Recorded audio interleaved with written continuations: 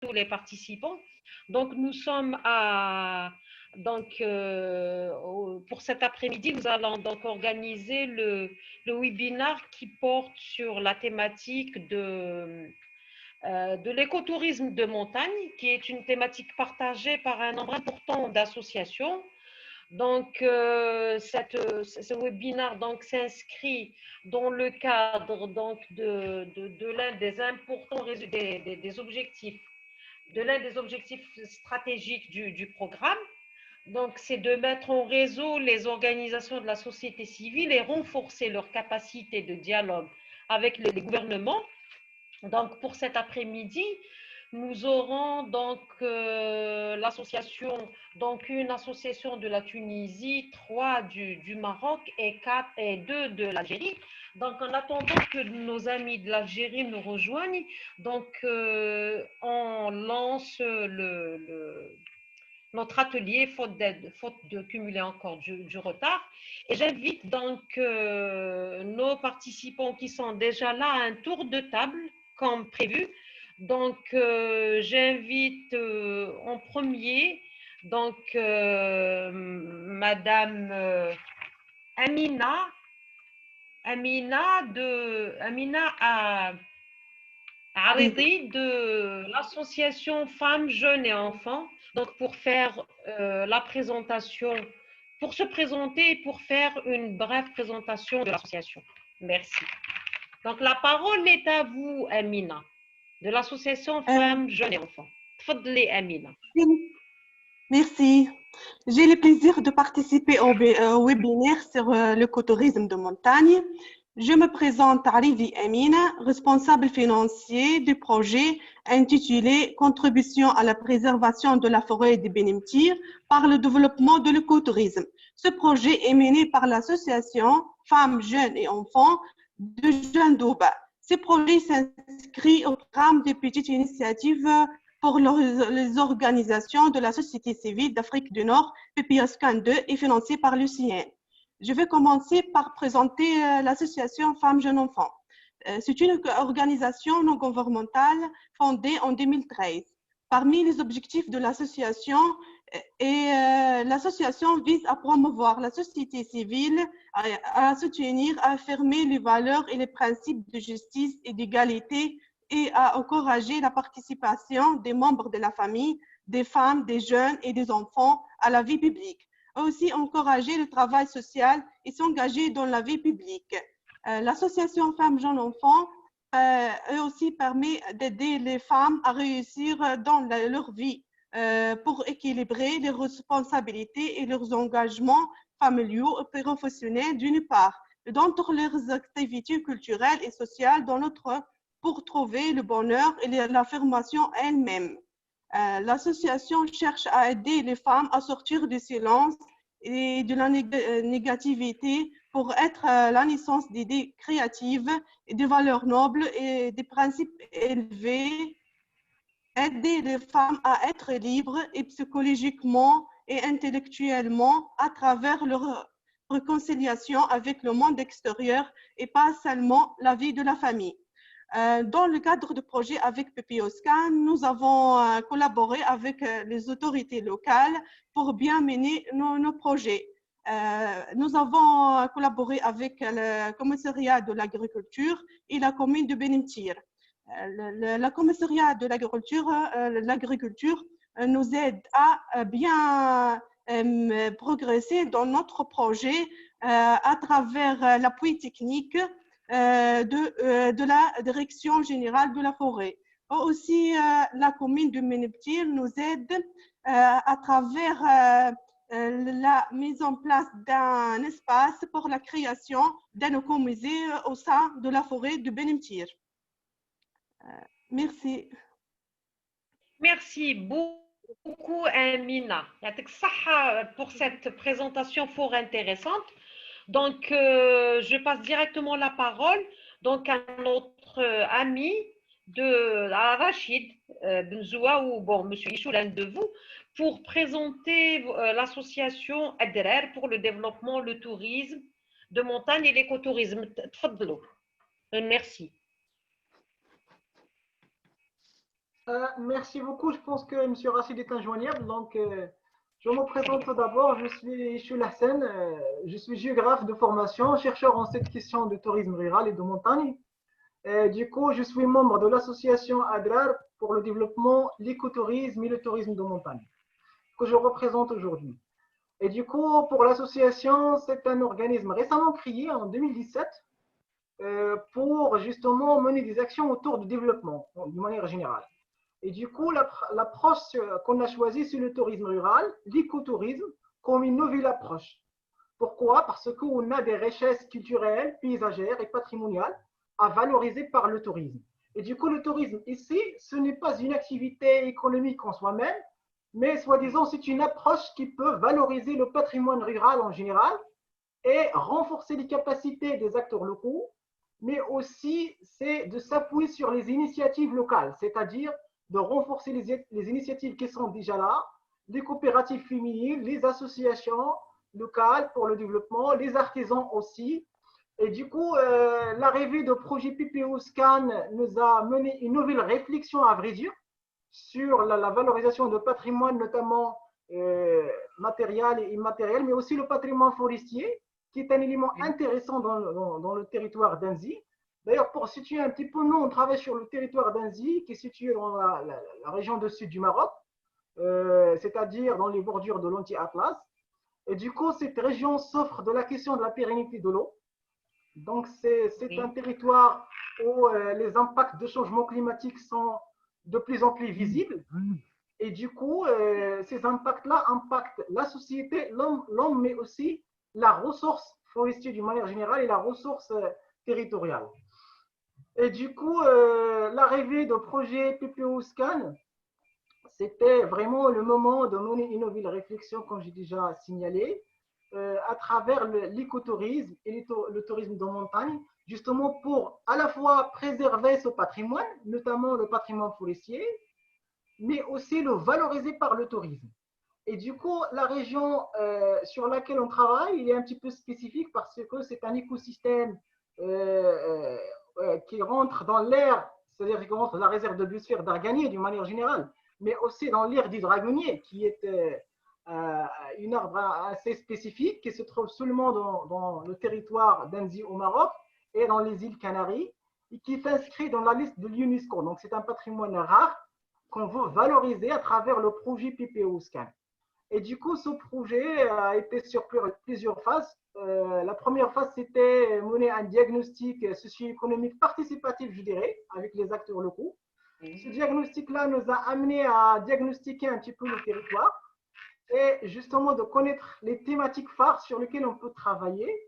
Et du coup, à la fin de cette dynamique, on a pu sortir deux thématiques. La première thématique, c'est la route des plantes, c'est de valoriser le patrimoine naturel sous forme d'un circuit touristique bien encadré, qui réunit un ensemble aussi des coopératives qui travaillent sur le plantes aromatiques médicinales, sur la valorisation de l'argane, sur la valorisation des produits de terroir, à vrai dire. Et de l'autre côté, on a pu sortir justement le circuit route des métiers. C'est la valorisation de patrimoine, de savoir-faire local, des métiers ancestraux, à vrai dire. Et du coup, on arrive aujourd'hui c'est-à-dire à communiquer ce patrimoine-là à l'échelle internationale à travers la plateforme qu'on a créée en collaboration avec la PPO Scan dans ce cadre de ce programme, la plateforme qui est aujourd'hui comme une vitrine, à vrai dire, qui présente le patrimoine global de la région. On arrive à avoir des résultats vraiment significatifs, c'est-à-dire la région commence à être connue à l'échelle touristique, même on commence à parler de l'émergence d'une destination de l'écotourisme au niveau du territoire d'Adrar. Sur la question de la préservation de l'environnement, on a aussi mené des actions de l'éducation à l'environnement avec les clubs scolaires au niveau local, avec les associations, et ça a beaucoup abouti parce que ça commence à déclencher une démarche d'appropriation de la forêt et de patrimoine global. Et du coup, à partir du moment que les gens commencent à sentir que ce patrimoine est valorisé, a une grande importance, ils commencent à le s'approprier. C'est une démarche de patrimonialisation et c'est très intéressant comme démarche. Du coup, ce sont les trajectoires globales Et c'est pour cela que je suis très courageux de continuer cette dynamique avec PPO Scan. Une chose aussi intéressante, c'est que le renforcement des capacités sont là, c'est-à-dire avec la formation, action qu'on a acquis au niveau des ateliers et de formations organisés par PPO Scan. Nous sommes aujourd'hui formés pour reformer les gens de la région. Et c'est très intéressant aussi. C'est une question de parrainage, à vrai dire. Et donc, il y a pas mal de choses à dire dans cette question-là. J'espère que je n'étais pas lent. Merci beaucoup.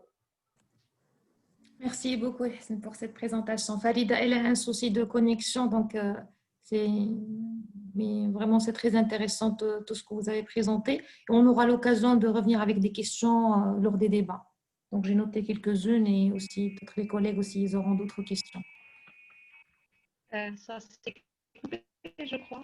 Oui, oui Farida, tu as été coupée un moment. Oui. Mais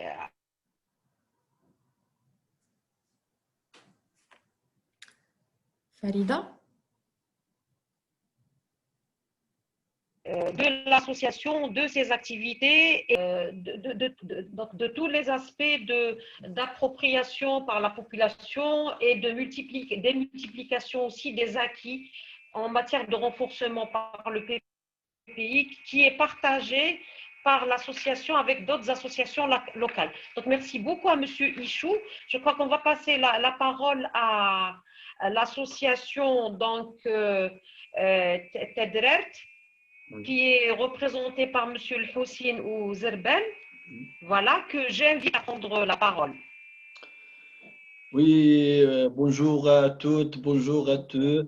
Je suis le comptable, le fondateur de cette association qui a été fondée en 2009 par un groupe des amis, les premiers diplômés de la région montagneuse de Atlas oriental marocain. Nous sommes dans cette région, nous avons besoin d'une association pour garder le développement et la protection de la nature dans cette région montagneuse. Nous avons beaucoup de problèmes parce que à les années de 80 que nous sommes les élèves dans cette région, nous trouvons la forêt, nous avons trouvé la forêt, nous avons les oiseaux, les animaux. Mais après les années de 90 et après, tout sera au niveau de la dégradation. Avec ce problème-là, nous pensons, nous avons fait cette initiative de cette association. Nous avons les objectifs de notre organisation, c'est le développement durable, plus la protection de l'environnement. Et dans le cadre de développement durable, nous avons touché le secteur du écotourisme. Le secteur du écotourisme, c'est important dans cette région parce que nous avons besoin des visiteurs qui respectent la nature, qui respectent notre environnement. Aussi parce que la montagne, il a six émeraudes comme la mer et comme le sable, le Sahara. Aussi, la montagne, il y a un groupe des visiteurs qui préfèrent de passer leurs vacances, leur séjour dans la montagne. Le projet, nous avons de chance parce que nous participons à le programme de PPO Scan et avec cette occasion, je remercie tous les cadres de ce projet et je l'espère des autres initiatives et des autres interventions comme celle-ci de ce programme. Nous avons gagné ce projet et avec ce projet, on peut faire le vrai démarrage pour réaliser nos objectifs. Nous avons une structure d'accueil, une auberge, l'aménagement, les zones d'intervention de ce projet de programme PPOSCAN, l'aménagement d'une auberge, d'une structure d'accueil, l'équipement, plus les formations. Et aussi, nous travaillons pour protéger un animal été menacé par la dégradation, c'est le mouflon à manchette, dans le haut Atlas oriental, le mouflon à manchette. Pour cela, actuellement, avec mes amis, nous travaillons pour préparer un guide pour protéger, pour nous donner un peu d'aide pour protéger cet animal. Et pour cela, on va avec le démarrage du projet, ça veut dire à la fin de ce programme qu'on fait l'ouverture du projet. Je suis assuré que le projet, on va voir les vrais résultats sur terrain. Merci. Merci à vous, merci vivement. Donc, j'invite donc notre ami, donc le représentant de l'association IFKER, donc Monsieur Zoubir Chatou, de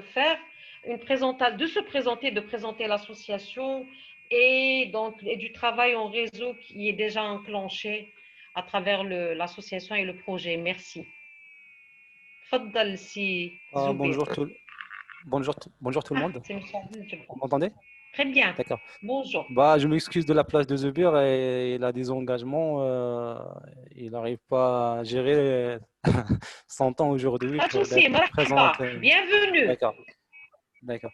Bon, je vais me présenter brièvement, donc une brève présentation aussi de l'association. Et je m'appelle Abdelgbar Menni, je suis cadre de l'association. J'occupe le poste coordinateur des projets au sein de l'association IFKER, d'éducation à l'environnement et du développement durable. Nous, au sein de l'association, nous travaillons avec le programme PPOSCAN UCN, financé en partenariat avec la Fondation MAVA et le Fonds français pour l'environnement. C'est un projet de préparer un dossier de classement pour la création du parc naturel volubilis Zarhan. Et le titre du projet, c'est la mise en œuvre du projet de CIB Zarhan, c'est d'intérêt biologique et écologique, en tant qu'outil de gouvernance et de valorisation du patrimoine naturel. Bien évidemment, à propos de l'association, c'est une association qui est créée en juin 2014 pour objectif de créer une dynamique d'éducation à l'environnement et développement durable de le territoire de Zarhan. Et ce qui est brièvement le siège de l'association, il est de Lozarhan, dans la ville de Mounidres Zarhan, une ville qui est située dans la région Fès-Meknès, à côté de la ville de Meknès, à 25 km. Et nous travaillons, comme je viens de vous dire, sur l'écotourisme également, développement de l'écotourisme, de valorisation du patrimoine naturel et culturel, mais aussi l'accompagnement des projets entrepreneuriaux et aussi le développement des coopérations internationales et des échanges entre les organisations internationales, comme on a un partenariat avec l'association. Merci vivement, donc, Monsieur Abdelgbar, et merci aussi d'avoir mis l'accent sur le partenariat. Vous voulez continuer? Vous voulez rajouter quelque chose? Vous m'entendez? Oui, je vais continuer. Il y a un problème technique. Très bien, allez-y. Par rapport au projet avec PPOSCAN 2, donc volet tourisme, parce qu'on a pas mal d'actions de le projet. Nous commençons avec le diagnostic qu'on va faire, le diagnostic naturel et culturel du territoire de Zarhan. Monsieur Abdelgbar, si vous permettez, Monsieur Abdelgbar, Au fait, dans le programme, il y a un tour de table de présentation des participants, de leurs associations et puis du réseautage d'une manière globale à l'échelle du travail de l'association et en particulier donc par rapport au projet PPI. Par la suite, il y aura un deuxième tour de table pour parler de manière plus détaillée sur le projet. Voilà. D'accord, d'accord. Très bien. Ouais, j'ai compris. D'accord. J'ai compris. Bien, merci beaucoup. Maintenant, si vous avez quelque chose à rajouter par rapport à l'association, vous pouvez. Mahbabik, il n'y a pas de souci. Non, sinon, voilà, on donne la c'est une parole à brève un autre présentation avec les objectifs. D'accord, très bien. Bien. Merci beaucoup. Merci. J'ai juste une Merci question, à Farida, parce que je vois deux comptes ouverts de Jabbar. Est-ce que, je ne sais pas, c'est pour ça peut-être vous avez le problème technique, parce que vous êtes avec deux comptes. Vous êtes, non? Parce que je vois Abdel Jabbar avec la vidéo et un autre avec Abdel Jabbar. Est-ce que c'est Oui. une personne? Oui, c'est ça, exactement, parce que j'arrive Bien. pas à allumer la caméra de mon PC, c'est pour ça que j'ai utilisé mon téléphone pour la caméra, comme ça, pour voir, je parle en écran, c'est pour ça. D'accord, donc Je pense que c'est vous très bien. savez ce que je vais faire? Je vais juste mettre en muet celui avec la caméra et je garde celui sans caméra pour l'audio. Oui, exactement. C'est mieux. Très bien. Merci, Houda. Excellent. Alors, ce que je voulais vous dire, c'est que l'association donc Techemlit d'Algérie nous a rejoints. Donc, j'invite Monsieur Wanesh à présenter l'association et donc à se présenter, à présenter l'association Techemlit et tout ce qui concerne donc ses principales activités, en particulier le réseautage et le dialogue avec les pouvoirs publics. La parole est à vous, Monsieur Wanesh. Monsieur Wanesh. Il est en muet. Vous êtes en muet. Oui, si vous pouvez ask to unmute. Sur Donc, il ne nous entend pas. Vous pouvez voir. Oui, voilà. Essayez de parler parce que le son, il est loin. On le sent loin. D'accord. Ah, je crois qu'il vient. Il est là. Très bien. Monsieur Wanesh. Ils sont en train On le voit sur l'écran. Ils sont en train de régler le son parce qu'on n'entend pas. On n'entend pas bien. Le son, il est loin. Très loin. Essayez d'ajuster le micro, si possible.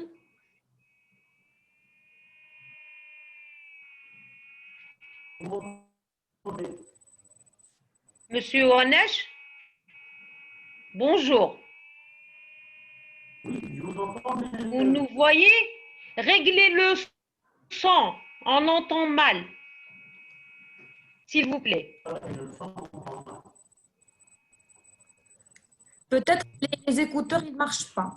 Essayez d'enlever les écouteurs, s'il vous plaît. Nous, on vous entend. Essayez d'enlever les écouteurs, peut-être.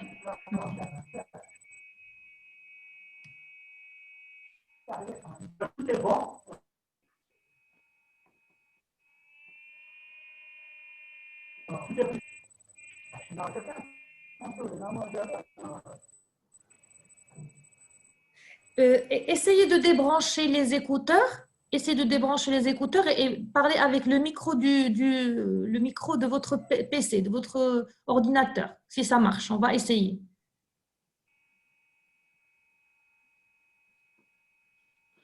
Débranchez.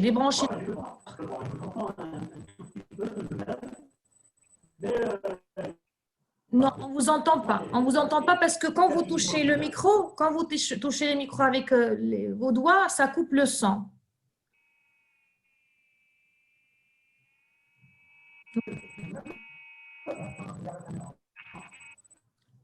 Monsieur Wanesh, s'il vous plaît, débranchez. Enlevez le micro et débranchez-le de votre ordinateur. Enlevez-le, enlevez et débranchez-le. Oui, très bien. Débranchez, s'il vous plaît, de votre micro-ordinateur. Peut-être qu'on va vous entendre mieux. Mieux, oui. Oui.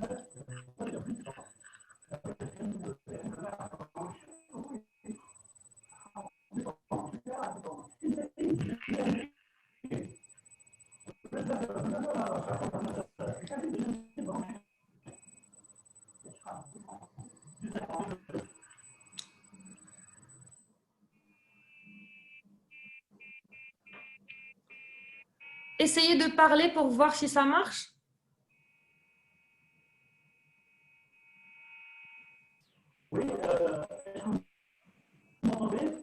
Non. Sans le micro, s'il vous plaît. Enlevez le micro.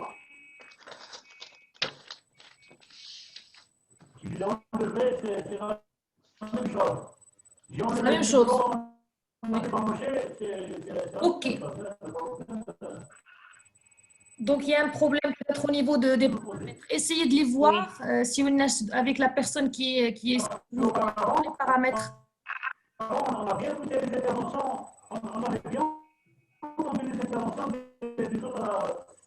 Oui, oui, oui. En fait, vous pouvez entendre. Donc, le problème n'est pas dans l'écoute, c'est dans le micro. Le micro. Il y a deux parties dans les écouteurs. Il y a pour écouter et donc cette partie micro qui ne marche pas peut-être ou qui n'est peut-être pas bien installée. On vous laisse un petit peu de temps pour régler ce souci. À notre association Farida. Je crois, Ouda, qu'on va passer donc au deuxième temps de notre intervention, le temps que M. Wanesh nous rejoigne. Donc, j'invite Amina, ou si vous voulez changer d'ordre, libre à vous. Hein, est-ce que je vois, Farida, excuse-moi, je vois une autre personne peut-être qui est avec nous dans le call, mais je ne sais pas si elle va présenter ou quelque chose, son association. Très bien. Mais alors, moi, j'ai une autre personne, mais par un numéro. Voilà. Il n'y a pas de nom. Voilà, un numéro. Je ne sais pas c'est quel. Est-ce que vous pouvez vous présenter juste? On l'invite à se présenter. Donc, est-ce que c'est l'association de Batna? Il a de Batna. De Batna. Vous êtes là, Monsieur Razi? Vous êtes là, Monsieur Razi?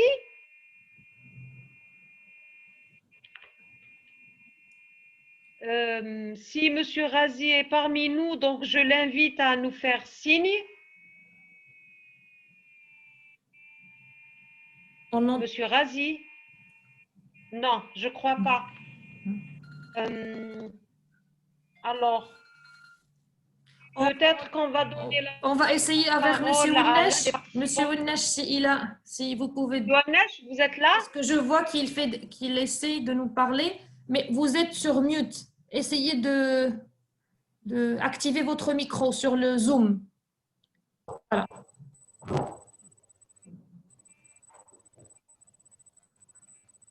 Essayez de parler maintenant.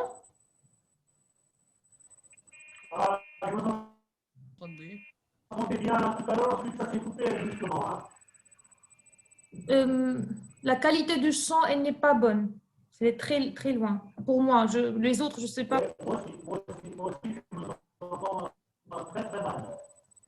Oui. C'est pareil pour moi aussi. Oui. Est-ce que vous pouvez vous connecter par un téléphone? Est-ce que c'est possible de vous connecter par un téléphone? Peut-être ça serait mieux si le PC il marche pas. Mettez le même lien sur votre téléphone et essayez de vous connecter pour voir si ça peut marcher. Parce que parfois, les fonctionnalités du micro elles sont différentes d'un ordinateur à un autre. Donc, on va essayer de continuer comme ça pour ne pas s'arrêter. Oui, ce que je suggère à tout le monde, c'est qu'on continue sur la lancée, donc sur la deuxième partie de notre rencontre. C'est sur la présentation donc, des projets, des différents projets. autour donc, de l'écotourisme de montagne, le réseautage, les espaces de dialogue ouverts grâce à ces projets et donc à toutes les échelles locales, régionales, nationales et pourquoi pas donc à l'échelle de l'Afrique du Nord. Et quand M. Wanesh va nous rejoindre, on l'invitera donc à se présenter l'association et passer directement à cette deuxième partie. Alors j'invite donc pour la présentation du projet PPI, Madame Amina Aredi. Allez-y, Madame Amina. Je vais expliquer mieux le projet. Contribution à la préservation de la forêt de Benimti par le développement de l'écotourisme. Notre projet se focalise sur la région de Benimtir, qui est une région du nord-ouest de la Tunisie. C'est une région montagneuse de Kromery à quelques kilomètres de Andraham. Notre projet consiste à stimuler l'économie locale, la formation et l'emploi des guides touristiques au sein de la région de Benimtir. Il est envisagé que notre projet présente une vision qui intègre la dimension humaine et pourrait contribuer à minimiser davantage tant les efforts négatifs sur l'environnement que les changements socio-culturels. Le projet va contribuer au développement inclusif et durable de la région de Benimtir en créant des sources de revenus pour la population locale, spécifiquement les jeunes qui travaillent dans l'orientation de touristes dans les circuits écotouristiques. Il accorde la plus grande attention à la préservation de l'environnement, la diversité biologique, faune et les écosystèmes, en incitant sur la nécessité d'éduquer le touriste à la problématique de l'environnement et en moyen d'aménager celui-ci. Là où se pratique le tourisme, vivent souvent des communautés aux traditions locales conservées, raison pour laquelle son développement doit veiller à préserver l'identité et la culture locale et à faire bénéficier ces communautés de la mise en valeur du tourisme. Parmi les activités phares dans notre projet, et la première activité phare, c'est la réalisation des travaux d'aménagement sur le chemin pédestre du circuit touristique vers la cascade de Benimtir dans le cadre de notre projet, en utilisant des matériaux naturels comme le bois. Puisque Benimtir est un écosystème riche en diversité biologique et ressources minières des eaux et la forêt comme la chaîne Liège. Et aussi, nous avons créé un musée présentant la faune et la flore de la région de Benimtir. Cet musée se trouve à côté de la forêt de Benimtir et aussi de la barrage de Benimtir qui est une source d'eau pour toute la Tunisie. Et aussi, nous avons organisé des ateliers de lecture et des peintures sur bois. Cette activité est collaborée avec la bibliothèque régionale de Jandouba pour éduquer les enfants à l'importance de la conservation de l'environnement. Et aussi la formation pour les animateurs touristiques pour guider et orienter les touristes régional et national et à l'étranger de visiter la région de Benimtir, qui est un écosystème riche en diversité biologique et naturelle. Merci. Merci beaucoup, Amina, pour cette présentation qui rallie un peu tout ce qui est aménagement respectant la nature, donc à travers un circuit pédestre avec des matériaux naturels. Et, donc, votre projet rallie la valorisation du patrimoine naturel et la création d'activités génératrices de revenus pour les jeunes dans le respect de la biodiversité. Merci vivement. Donc, on va donner la parole à notre deuxième participant, donc du Maroc. Donc, c'est pour Monsieur Ichou Lehsen. Donc, pour présenter le projet de la valorisation écotouristique du patrimoine naturel et culturel du territoire d'Enzi. تفضل سي Oui, إيشو. merci beaucoup, madame. Quand vous avez Merci. initié, notre projet de PPO Scan s'intitule La valorisation écotouristique du patrimoine naturel et culturel du territoire d'Annecy.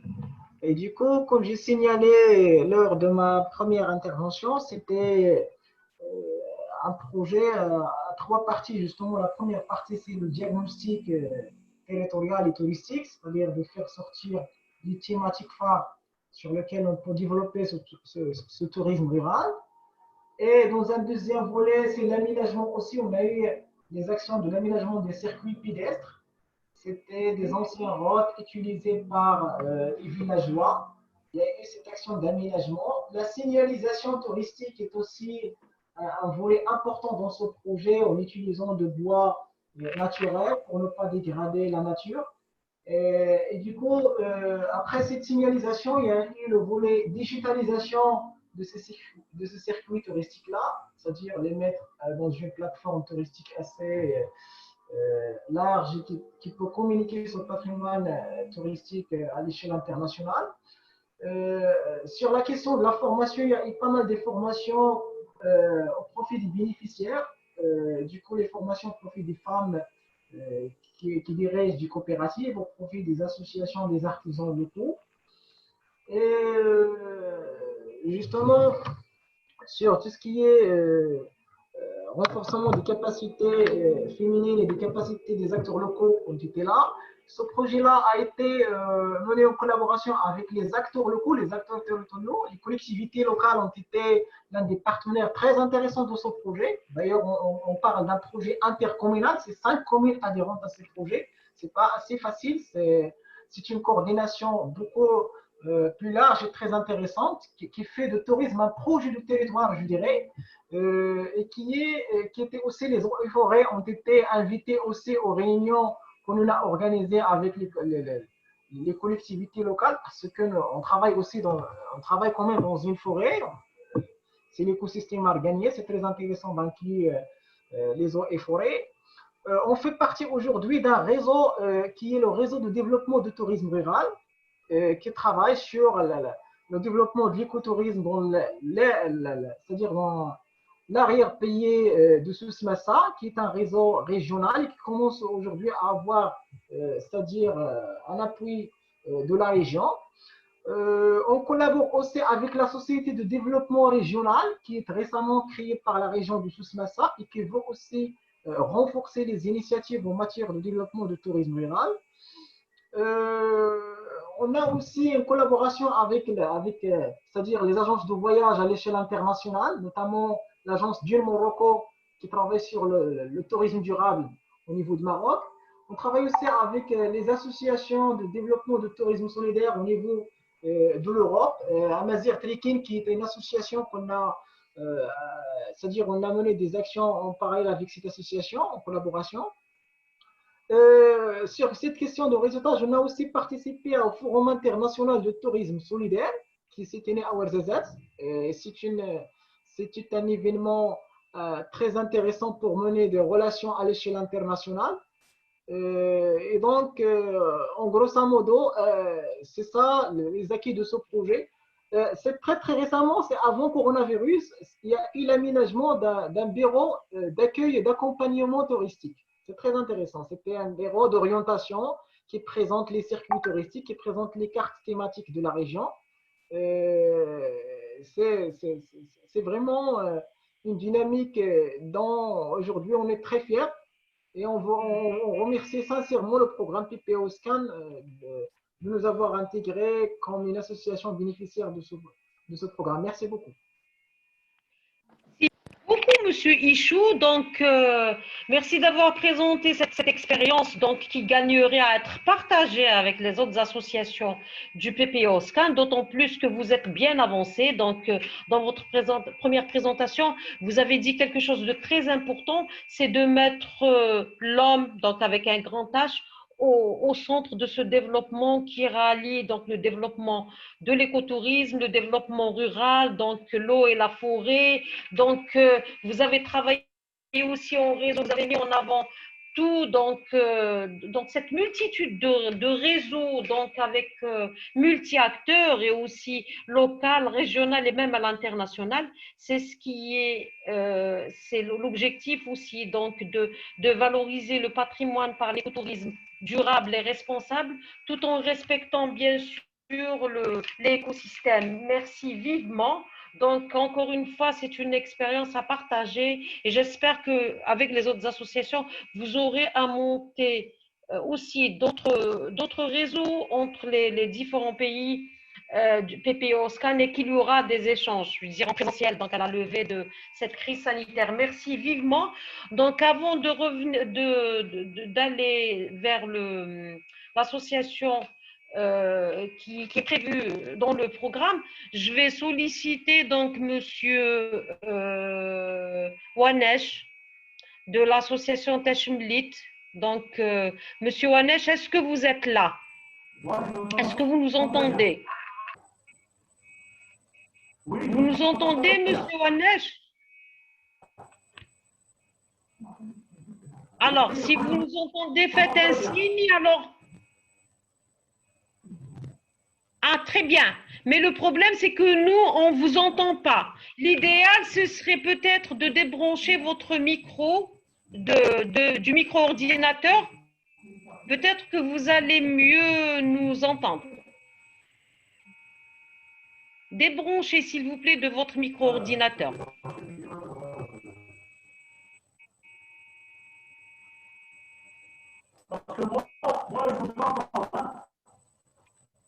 Nous, on vous entend mal, malheureusement.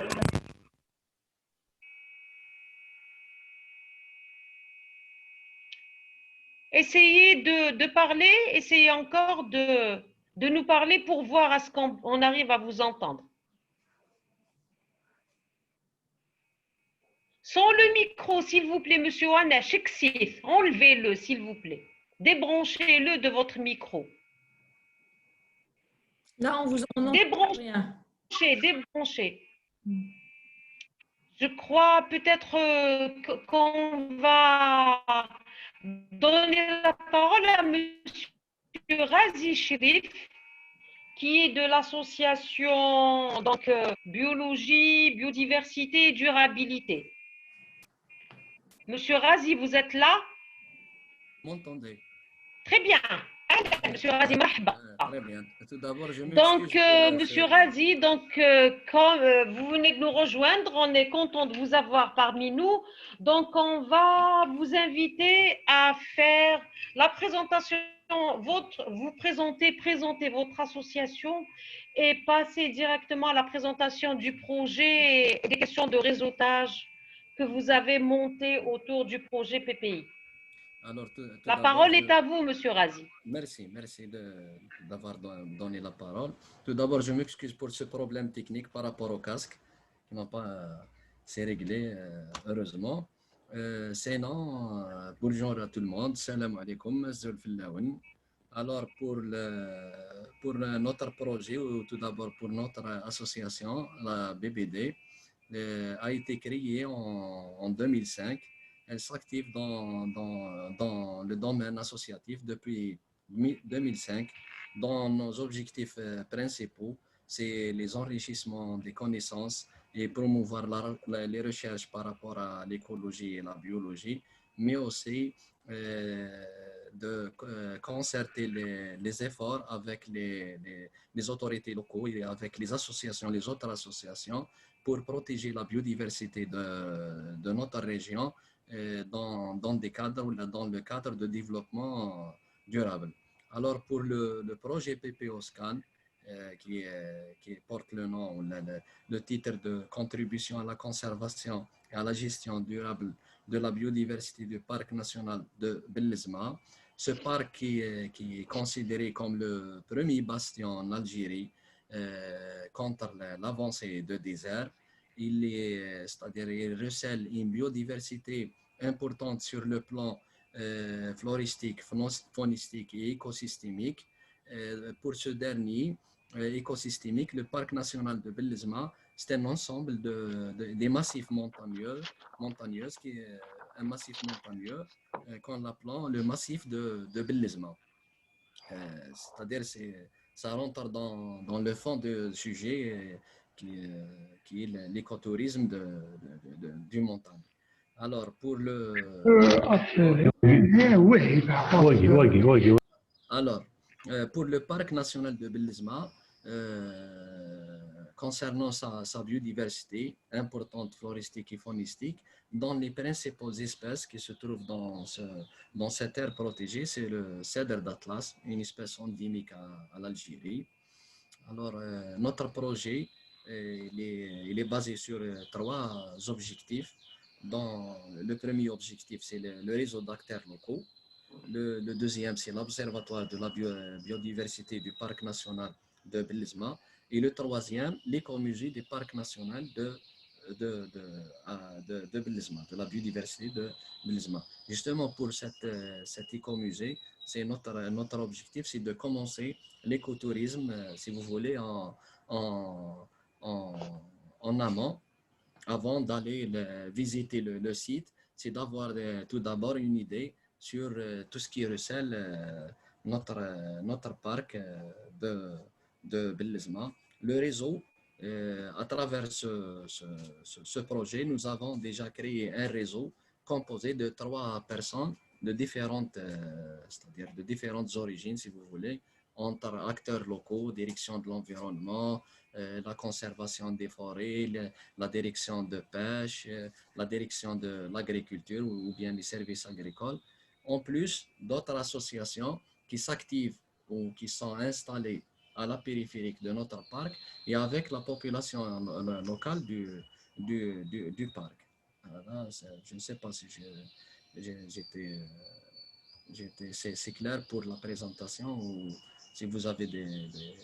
Merci beaucoup, donc, Monsieur Razi, avec Saha, pour votre présentation donc claire et succincte, donc qui met en exergue le rôle de l'écomusée dans la protection du parc national de Bellezma, et que vous venez de dire que l'écomusée, vous l'avez installé donc en bas du musée. Donc, les visiteurs, avant d'aller au parc, ils passent par l'écomusée, donc ils sont sensibilisés avant même d'aller empiéter sur le parc. Donc, pour que vous preniez vos dispositions déjà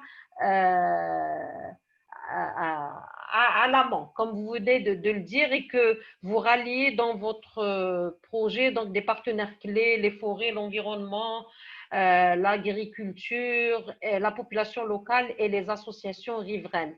Voilà, merci beaucoup. Donc, avant de donner la parole donc, à Tedret et à Ifker, on va essayer de rejoindre l'association Teshmlit. Monsieur Wanesh, est-ce que vous êtes parmi nous? Est-ce que le son est meilleur? Monsieur Wanesh? Donc, malheureusement, Monsieur Wanesh... Le micro il n'est pas activé. Activez le... Ah, d'accord. Ah, d'accord, pardon. Oui. Donc, je vais activer le... Très bien.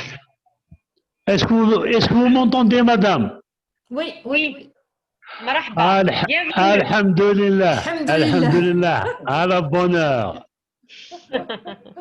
Allez-y, monsieur Wanesh. On a dû changer de logistique. Nous avons supprimé le micro du bureau pour le remplacer par un micro de portable de dernière génération.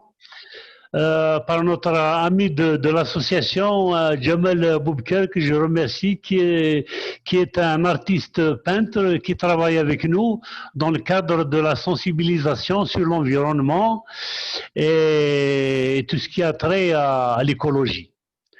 Donc, au nom de l'association Teshmilis, je vous adresse mes salutations fraternelles à vous, Madame Edkassi, à Houda Al-Alaoui, à qui je passe un très grand bonjour d'ici de l'Algérie. Je passe un très grand bonjour à tous les amis de la communauté, comme j'aime bien l'appeler, la communauté Pépioscan, aussi bien d'Algérie, de Tunisie et du Maroc, ainsi que nos frères libyens s'ils sont présents sur cette plateforme. Si vous voulez que je commence par la présentation de l'association, ou bien Madame Etrassi, en tant que modératrice de cette plateforme, si vous voulez poser les questions, moi je réponds. C'est comme vous voulez. Allez-y, allez-y. Au fait, vous êtes invité donc pour vous présenter l'association, le projet, parler du réseau. On vous laisse l'honneur de tout présenter à la fois. Allez-y. Donc vous Merci avez beaucoup. autour de 8 minutes, 9 minutes comme ça. Allez-y. Merci beaucoup. Encore une fois, on s'excuse pour ce désagrément technique indépendant de notre volonté. Donc, je me présente, Mohamed Ounesh, né en 1959, un ancien technicien supérieur. Je vois Madame Etrassi sourire. Oui. Donc, oui, oui, le temps vous est compté, hein, donc voilà. Alors, un ancien technicien supérieur en chimie me reconverti par la force des choses dans l'administration de la santé du pays. J'ai travaillé une vingtaine d'années comme ça. Ensuite, j'ai dû abandonner parce que j'ai vu que ce n'est pas vraiment ma vocation. Donc, en 2001, c'était en France, j'ai eu la chance de contacter l'association des amis de la nature qui m'a vraiment réconcilié avec mon ancien métier de technicien supérieur de la chimie. Après mon séjour en France, le retour en Algérie, donc nous avons monté avec un groupe d'amis l'association Sachimlis. Donc, qui est activé dans les domaines suivants et selon ses faibles moyens de l'époque. On n'avait pas de domicile, donc on a travaillé avec les moyens de bord. Donc l'association, comme toutes les associations, sont nées à la lumière, elle a été rajeunie à la lumière de la loi 1206. Ses objectifs sont la protection de l'environnement, et la promotion du développement durable, la promotion des sports de montagne et du tourisme de montagne, l'épanouissement de la jeunesse et l'encouragement des activités scientifiques. Voilà.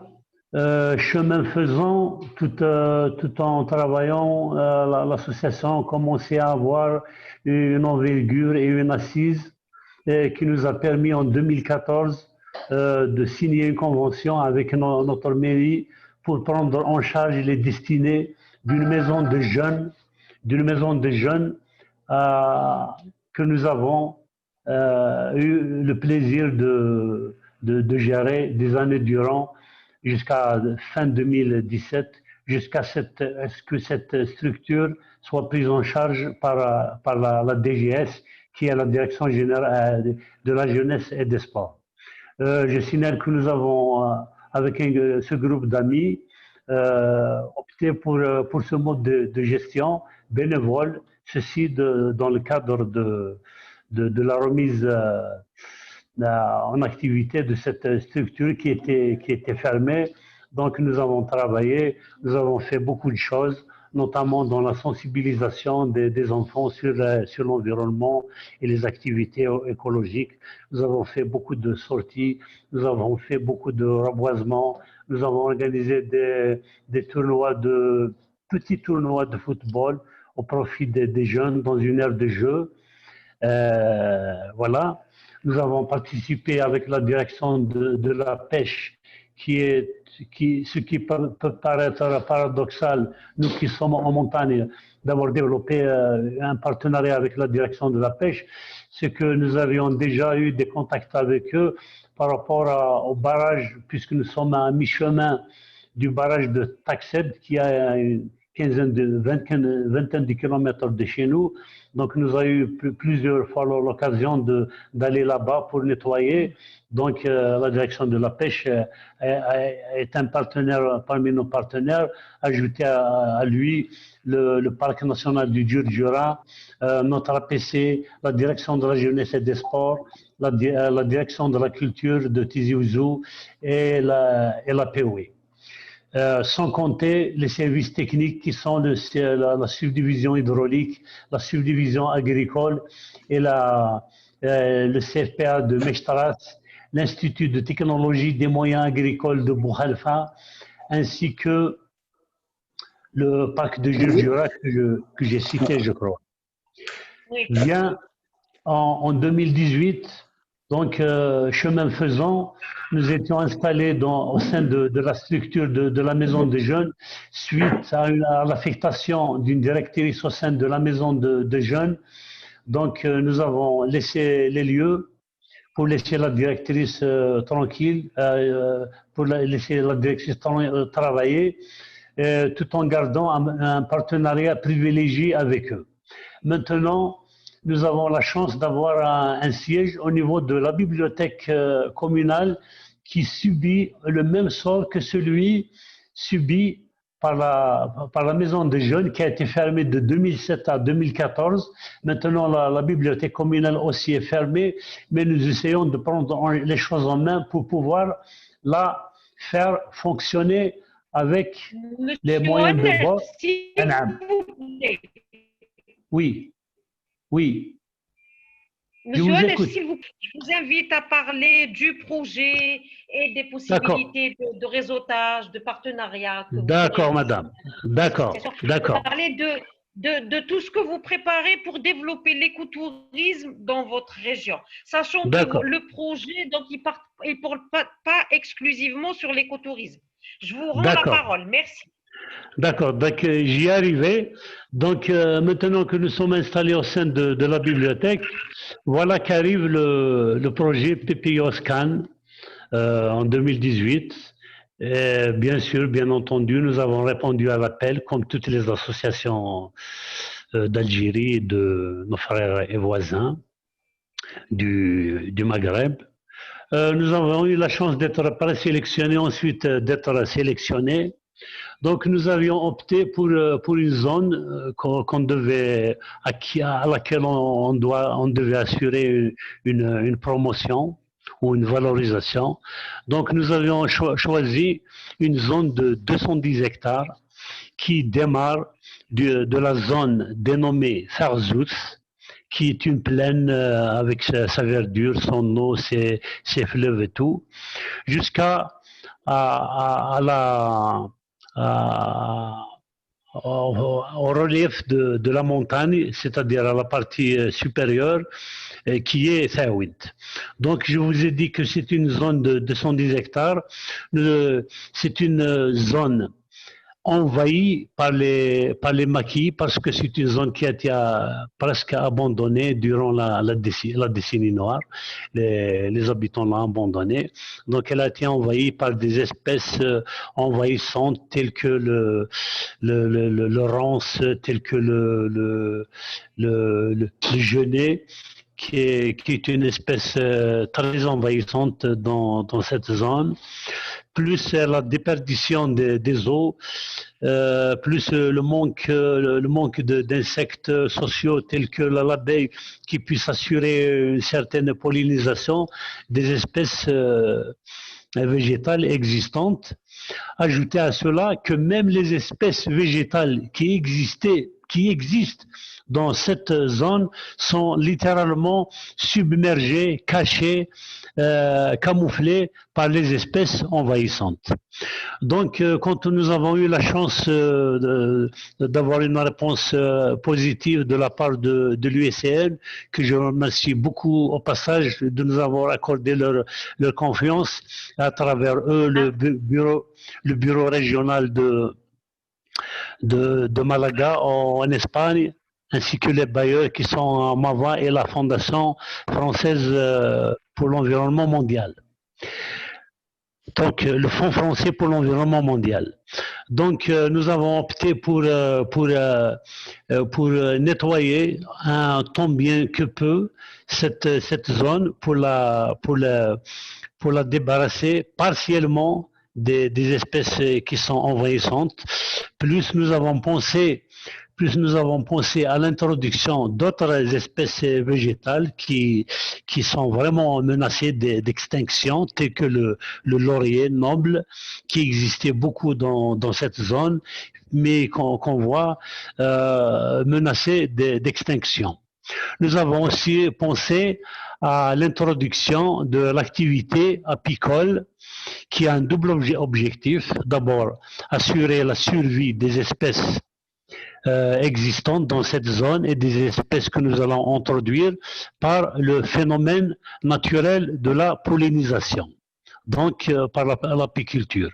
Nous avons aussi pensé à la valorisation et la rationalisation de l'eau qui vient des eaux pluviales le plus souvent de la région, de la zone plutôt, qui est traversée longitudinalement du côté haut, du côté supérieur jusqu'à sa partie basse par un fleuve qui descend du Jurjura et qui descend directement au barrage de Taksept. Donc nous avons décidé de nettoyer tous les points d'eau qui existent dans cette zone, plus nous avons pensé à réaliser des baissières pour soigner, pour lutter contre le phénomène de l'érosion par le phénomène de stopper, par le phénomène qui vise à stopper la vitesse de l'eau quand elle descend des montagnes pour qu'elle ne puisse pas provoquer des érosions. Ajouter à cela des activités de sensibilisation que nous avons menées dans les différents établissements scolaires qui sont les écoles primaires, le CEM, les deux CEM de la commune. Activités que nous avons menées avec la direction de l'environnement, que je remercie beaucoup au passage, ainsi que le CNFE, le Centre national de formation à l'environnement. Grâce à ces deux organismes, nous avons pu visiter 3 établissements scolaires que nous avons sensibiliser sur le danger de l'utilisation du plastique dans notre environnement au quotidien, suivi d'une sortie pédagogique vers une unité de recyclage du même produit polluant qui est le plastique. Donc les élèves, accompagnés de leurs professeurs et de leurs maîtres d'école, sont venus avec nous pour que les responsables de cet atelier de recyclage nous parlent de leur activité et comment qu'on peut ramasser le plastique qui est présent partout et qui détruit notre nature et notre environnement. Il y a cela. Et ensuite, une autre activité qui a été prévue, qui est prévue et réalisée aussi, c'est le recensement de toutes les plantes des espèces végétales que nous avons trouvées dans la zone.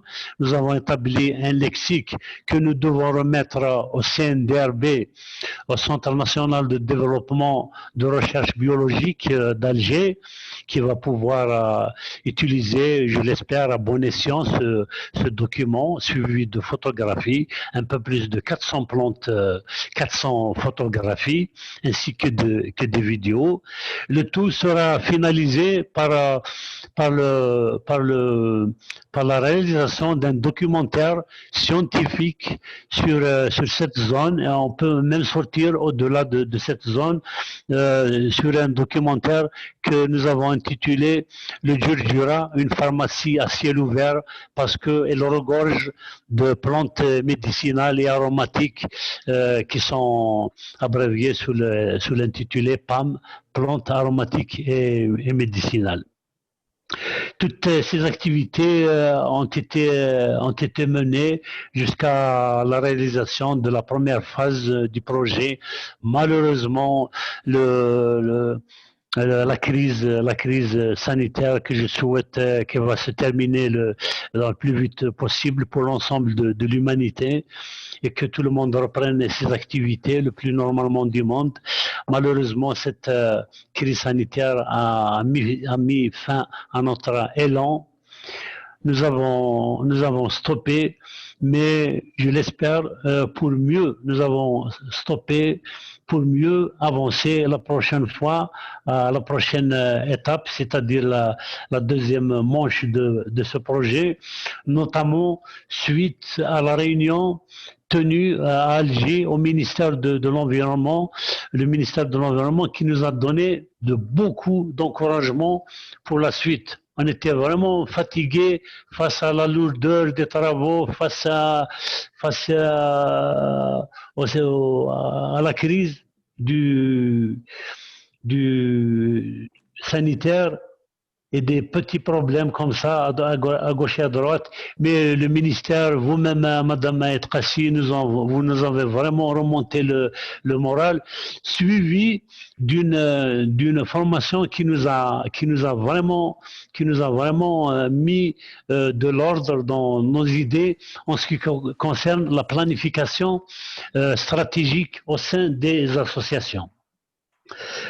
Pour aborder le volet formation, depuis que nous avons commencé à entamer le projet avec le PPO Scan 2, le projet que nous avons intitulé Conservation du patrimoine naturel de la zone Tarzout-Saouint, nous avons bénéficié de beaucoup de formations, je vous remercie au passage, beaucoup de séminaires, et aussi nous avons été invités à beaucoup de manifestations, à beaucoup d'activités, aussi bien culturelles que écologiques et environnementales.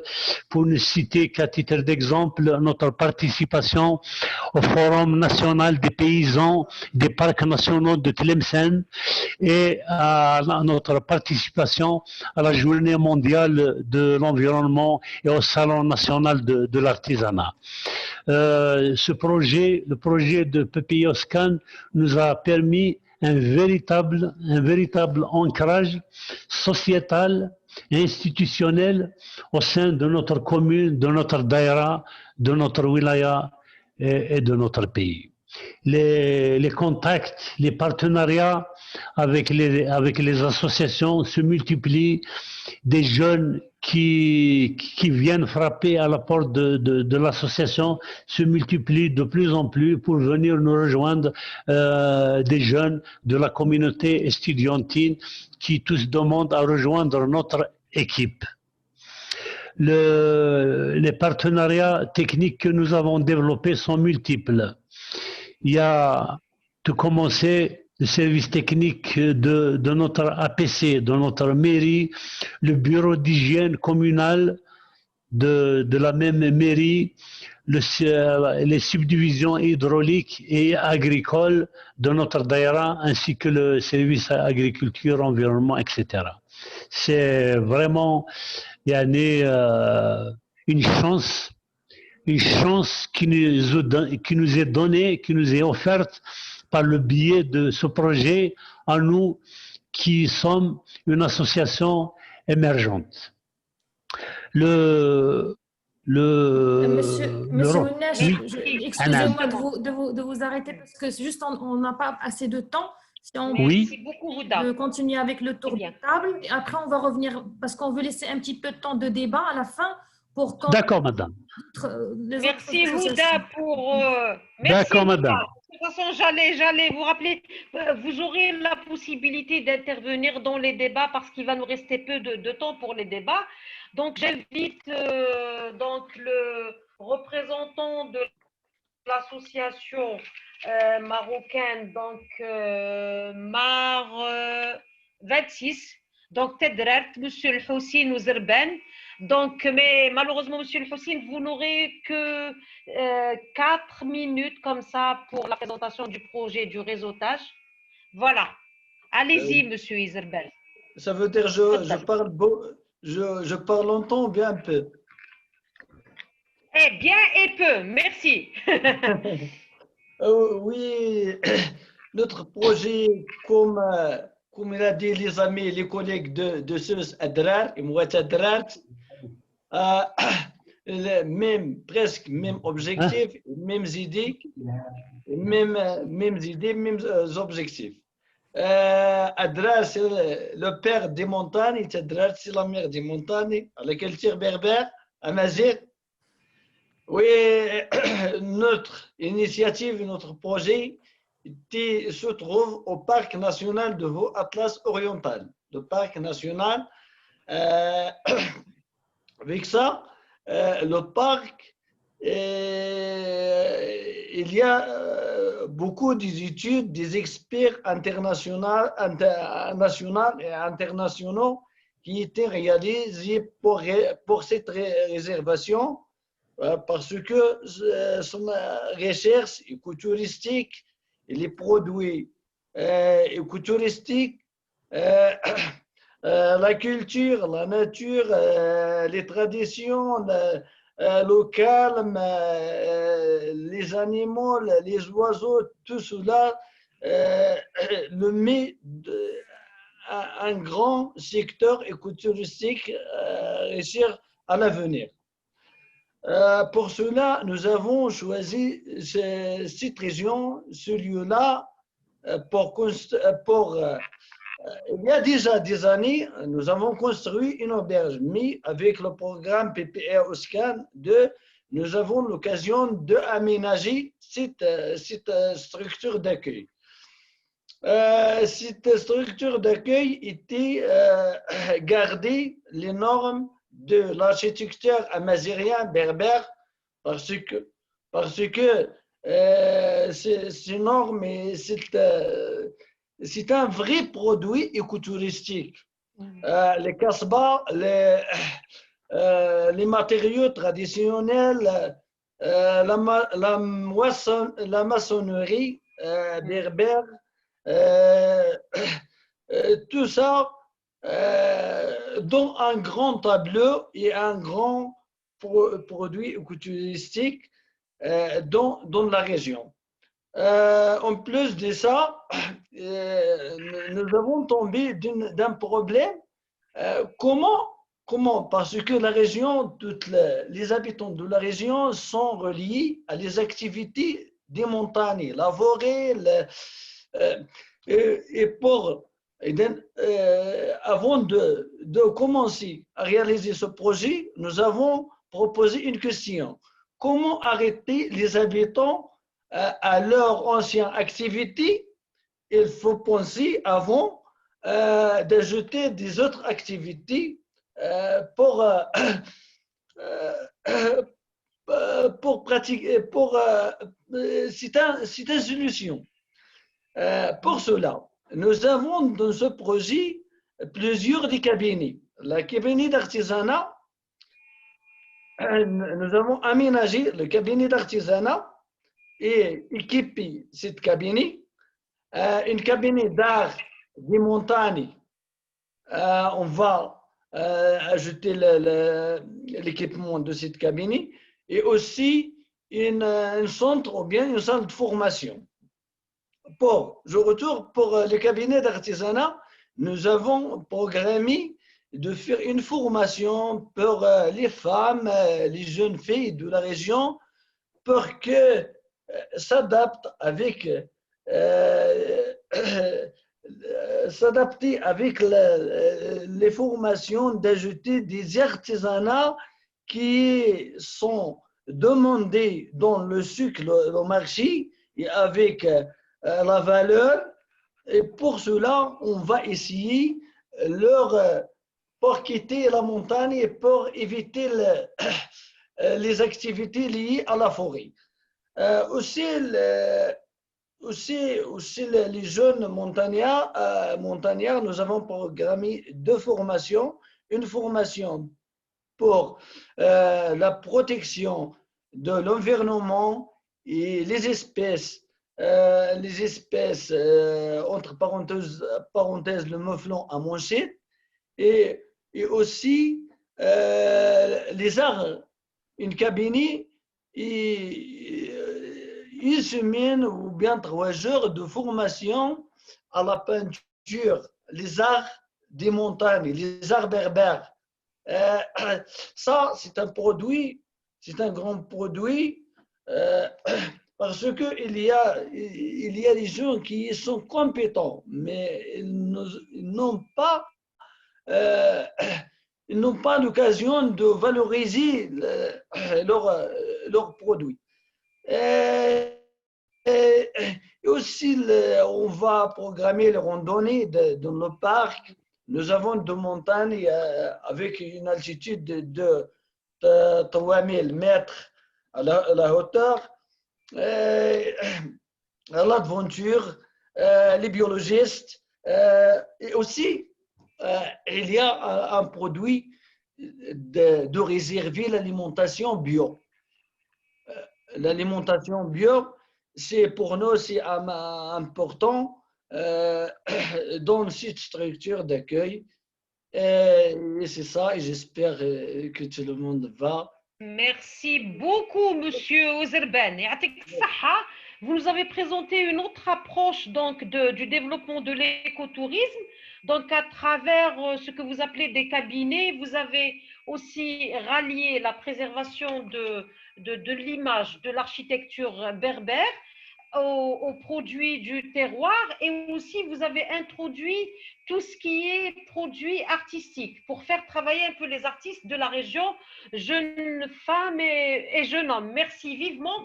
Donc sur cette base, j'imagine qu'il y aura beaucoup de pistes de développement, de réseaux entre les différentes régions qui ont beaucoup de similitudes. Je vois bien beaucoup de similitudes avec la Kabylie en Algérie et la région des Chaouia.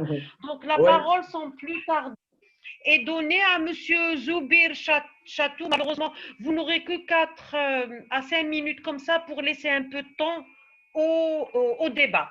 Tfaddal si Zoubir. La parole est à vous. Et merci. Bonjour d'abord, et c'est un plaisir.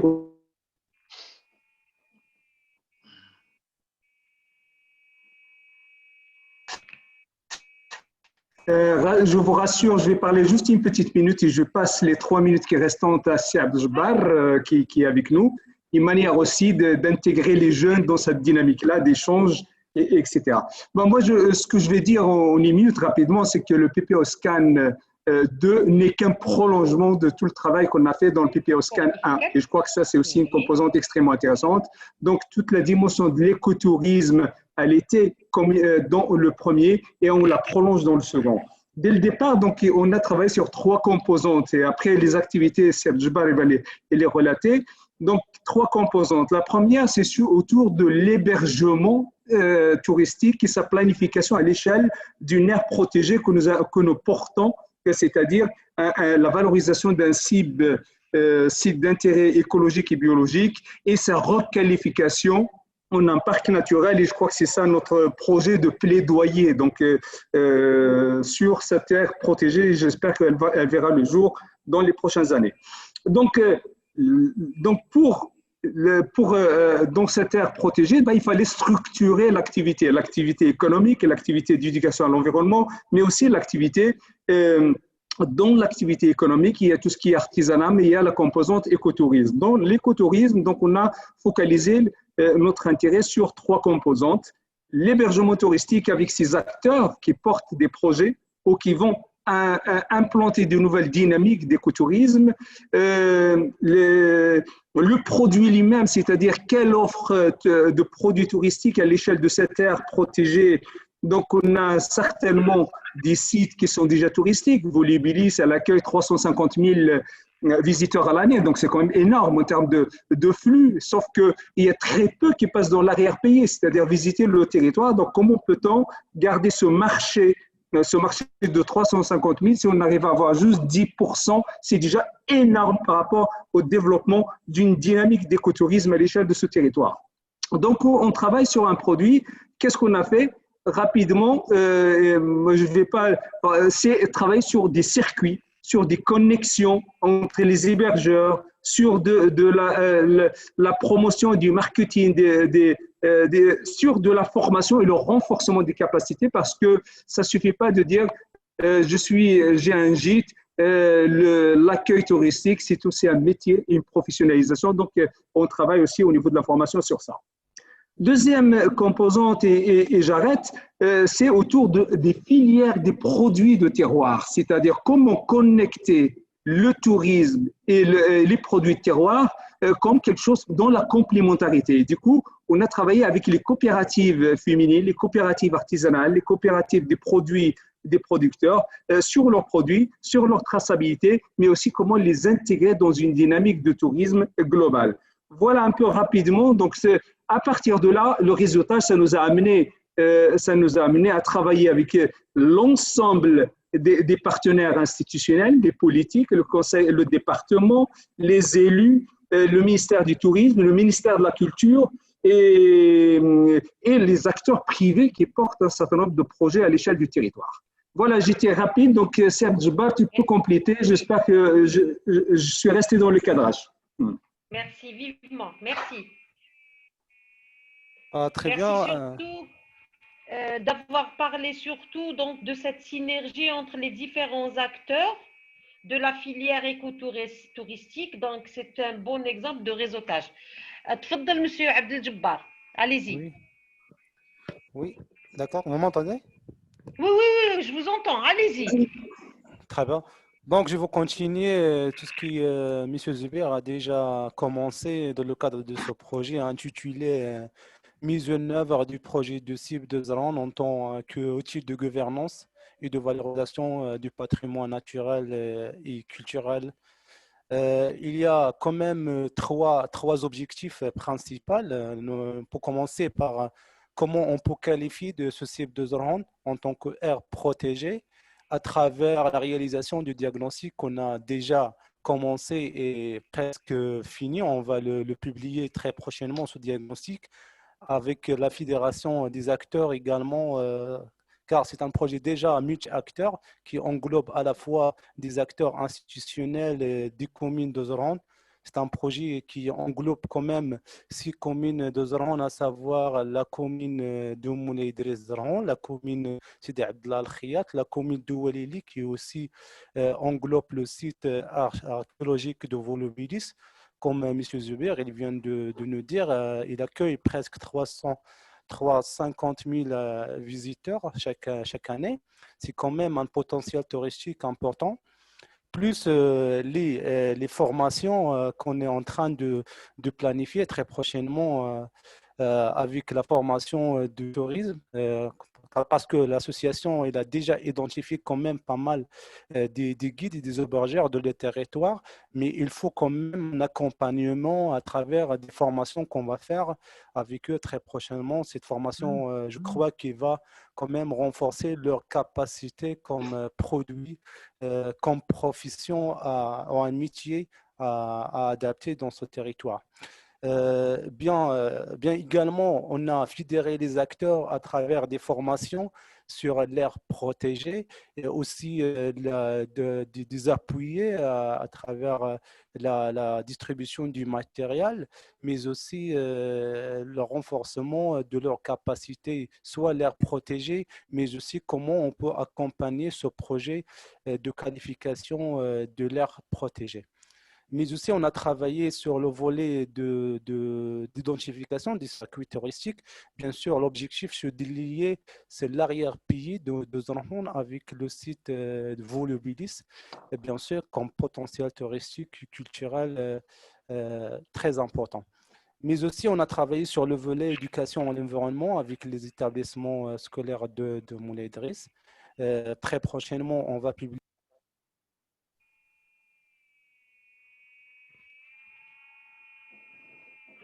On ne vous entend plus, Serge Djebbar. Il y a un problème technique. Oui. Alors, bon, je prends la relève alors dans ce cas. Oui, mais brièvement, s'il vous plaît. Oui, merci beaucoup. Rapidement. Donc, bon, c'est-à-dire on a quand même produit et publié un topo guide des circuits touristiques. Et je crois que ça, c'est une offre aussi en termes de territoire, au niveau du territoire. Et aussi un livret qu'on a appelé Lumière du Zerhoun. Et ce livre, c'est à la fois, c'est vraiment une originalité en soi, c'est compter un peu l'histoire, compter le patrimoine, mais c'est offrir un produit écotourisme et tourisme rural à l'échelle de ce territoire. D'autres éléments, et je m'arrête, c'est aussi au niveau du tourisme, de l'écotourisme, on a on est sur le point d'implanter, d'accompagner des jeunes entrepreneurs dans le tourisme, des jeunes ruraux qui portent un certain nombre d'initiatives, tourisme rural, gîtes chez l'habitant, etc. Et je m'arrête là. Merci vivement donc pour cette présentation qui porte d'autres aspects très intéressants à partager. Donc la fédération des acteurs, le travail sur le plaidoyer pour la qualification de l'aire protégée, l'appui aussi donc le renforcement des capacités des acteurs.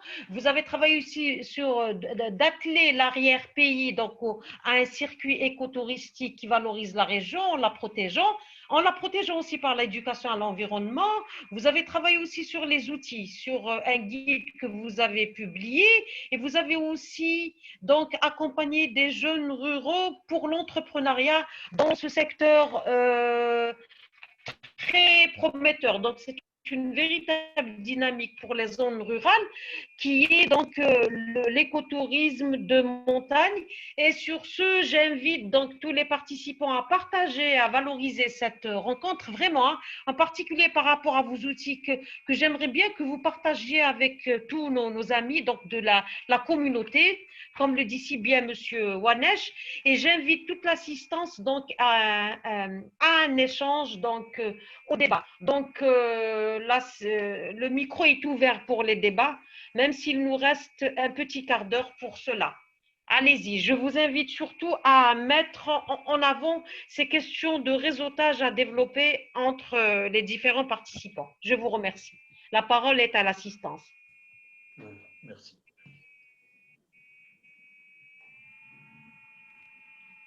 Alors, qui est-ce qui va commencer? Je vais commencer, Farida. Je vais faire une fois. Ok, merci. À vous écouter tous, je vois tellement de synergies, vraiment, qui peuvent se créer facilement et avec un échange de bonnes pratiques. Et j'ai noté quand Isho, il parlait tout à l'heure par rapport au réseau régional qui est déjà peut-être dans la région, donc de Souss Messa, par rapport à l'écotourisme. J'ai une idée peut-être qui surgit, pourquoi pas créer un réseau au niveau de l'Afrique du Nord avec le PPI OSCAN, avec toutes ces initiatives pour le tourisme écologique ou l'écotourisme en général, sur l'attrait peut-être de la montagne, les zones humides, ou aussi les zones aussi arides et le désert, le Sahara, parce que aussi on a d'autres webinaires sur ce sujet-là. Pour créer donc quelque chose, aller dans ce sens-là, créer un réseau dans la communauté PPI OSCAN et de créer des dynamiques globales, peut-être qui peuvent nous mener à un projet prochainement régional pour demander des fonds à d'autres bailleurs de fonds. Cette question. Je vais, pardon. Allez-y. Je réponds à Huda. Cette question était posée à la réunion, pendant la réunion de Casablanca. Vraiment, c'est une grande étape pour la réussite des projets écotouristiques d'Afrique du Nord. Nous espérons pour les prochains projets d'une création d'une agence agence touristique de voyage réservée à le voyage d'écotourisme. Ça, merci. Merci. Si je peux intervenir donc à l'ensemble des associations pour abonder par rapport à ce que vient de dire notre cher Huda, donc la création de réseaux dans notre communauté, ils sont vivement conseillés. Donc, et les réseaux, ils seront, je veux dire, un réseau a beaucoup plus de chances d'accéder à des financements et que je réitère donc cette idée que le PPI OSCAN est là pour appuyer les associations dans l'écriture de projets pertinents, faisables et qui auront la chance d'être financés par les bailleurs de fonds. Et aussi pour Monsieur Hussein. Oui. Donc, ce que je voulais vous dire, c'est que les associations, du moins pour l'Algérie, donc la loi permet aux associations de réaliser des bénéfices et non des profits.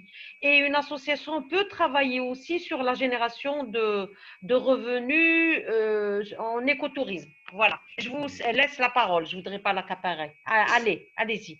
Monsieur Chatou, peut-être?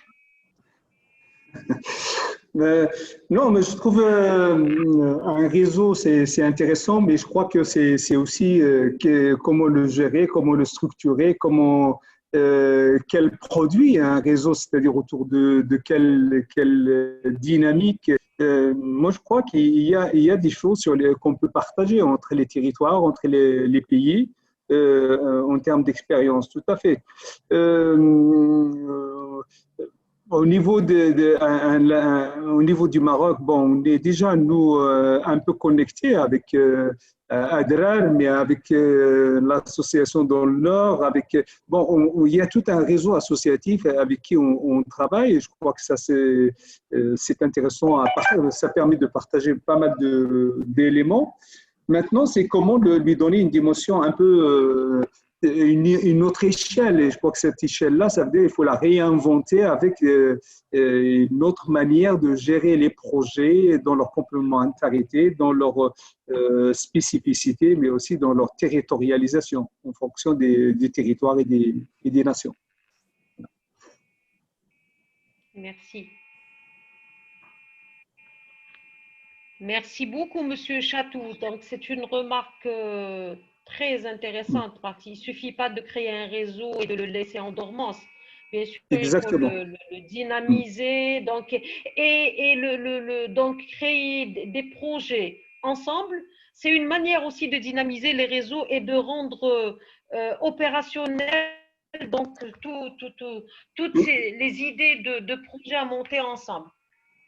Tout à fait, je crois que c'est là le sens, parce que je vois pas mal de réseaux sont créés avec l'émotion, le sentiment, mais qui ne fonctionnent pas, qui sont morts, des morts-nés. Exactement, oui. Ouais. Les réseaux, je suis entièrement d'accord, il faut les alimenter par des projets de terrain concrets. Voilà. Et vous êtes, bon, si on part d'ici avec cette idée de constituer un réseau, mais de le constituer pour aller vers l'opérationnel. Donc, constituer un réseau et parmi ces objectifs, de monter des projets en commun.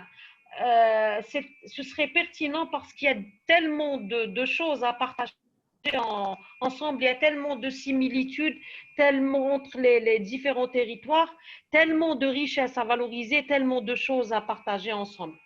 Donc, on garde cette première idée de réseau pour monter des projets ensemble, en commun, si je peux me permettre.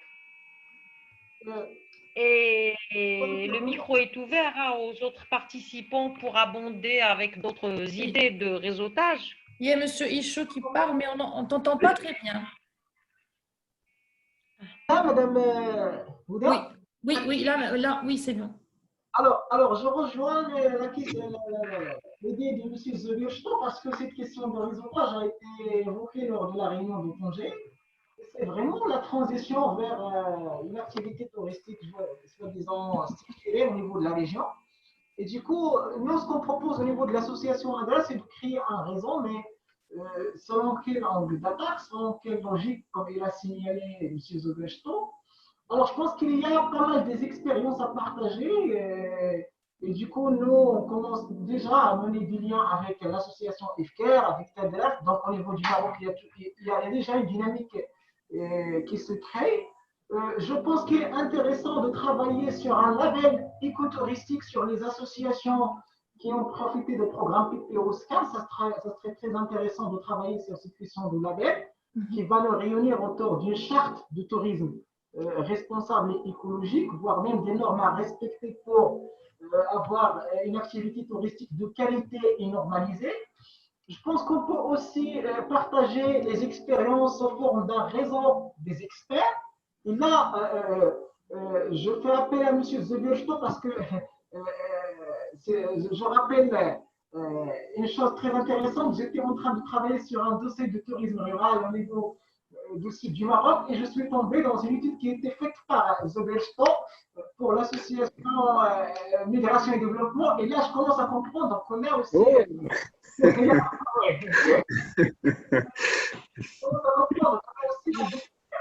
qui peuvent partager avec nous leurs expériences, peut-être dans le cadre des bénévolats, dans le cadre de je ne sais pas quoi, mais qui peuvent, c'est-à-dire encadrer les projets du tourisme rural qui font partie du programme PPO Scan. Là aussi, c'est très intéressant.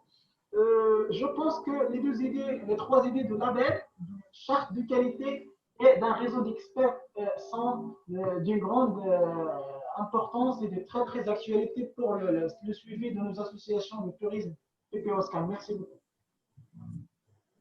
Merci. Je ne sais pas si je peux intervenir ou… Allez-y. Allez-y. Oui. Non, mais bon, mais merci Célcem. Bon, moi je crois que il nous offre aussi un autre angle de coopération, c'est-à-dire il y a les projets partagés, mais il y a aussi un certain nombre de dynamiques partagées. Et une charte de l'écotourisme, ça peut être une excellente démarche à la fois pour créer du réseau, pour partager de l'information, pour sensibiliser, pour créer de la dynamique sur des territoires différents, et ça permet à un moment donné de voir qu'est-ce qui a marché, comment a marché, quelles sont les conditions de réussite ou d'échec aussi, hein, parce qu'il y a aussi des dynamiques qui échouent. Et je crois que là, on peut capitaliser, et je pense même le PPO Scan 2, il va vers des formes de capitalisation des expériences, et là, je crois qu'il y a une démarche intéressante. Sur peut-être les labellisations et les certifications produits qui les versent pour les structures d'hébergement, mais aussi des certificats pour des coopératives de produits de territoire. Là, je pense qu'il y a des éléments aussi qu'on pourra partager entre les territoires. Effectivement, je crois qu'il y a de la matière et en termes de méthodologie, je crois que méthodologie, d'approche, de suivi, et là, je crois qu'il y a des éléments extrêmement intéressants, effectivement. Ouais. Il m'a ramené loin hein, vers cette étude qu'on avait travaillée, effectivement, mais on a réalisé avec Adrar il n'y a pas longtemps, hein, pendant le confinement, un webinaire avec des recommandations qui sont extrêmement intéressantes qu'on pourra aussi mettre sur la table pour le réseautage, effectivement. Ouais. Bien sûr, vous pouvez partager ce que vous faites avec Adrar, comme ça pour créer des noyaux. En fait, l'idée, moi j'ai donné l'exemple d'un réseau, mais on peut le faire différemment. Vous avez dit la charte, donc une charte, d'utilisation, c'est juste commencer à un certain moment.